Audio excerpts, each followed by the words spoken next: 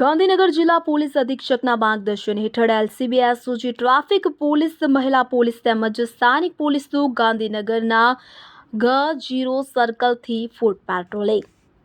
અમદાવાદ સહિત રાજ્યના અનેક શહેરોમાં અસામાજિક તત્વોએ માજા મૂકી છે અને ખાસ કરીને મોટા શહેરોમાં અમુક લુખ્ખા તત્વો દ્વારા ખુલ્લા હથિયારો સાથે હુમલા કરવા, સોશિયલ મીડિયામાં રીલ બનાવવા માટે બાઇક કે ફોર વ્હીલ પર જીવને જોખમમાં મૂકીને સ્ટન્ટ કરવા જેવા બનાવમાં દિન પ્રતિદિન વધારો જોવા મળી રહ્યો છે। ત્યારે રાજ્ય પોલીસ વડા દ્વારા આવા તત્વોને કાબૂમાં લેવા માટે પોલીસ વિભાગને કડક સૂચના આપવામાં આવી છે।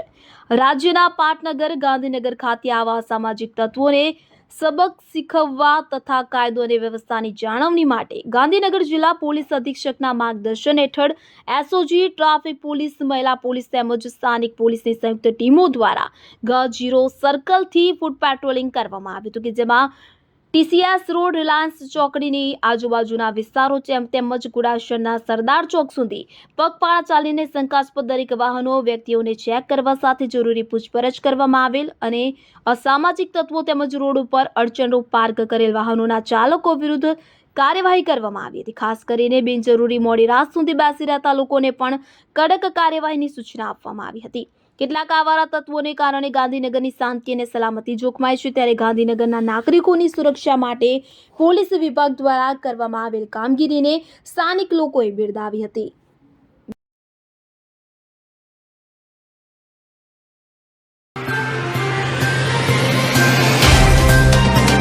तो व्हाट्सएप, ट्विटर, फेसबुक, इंस्टा जहाँ भी आपका अकाउंट है, इसे शेयर बटन के द्वारा वहाँ पर शेयर करें।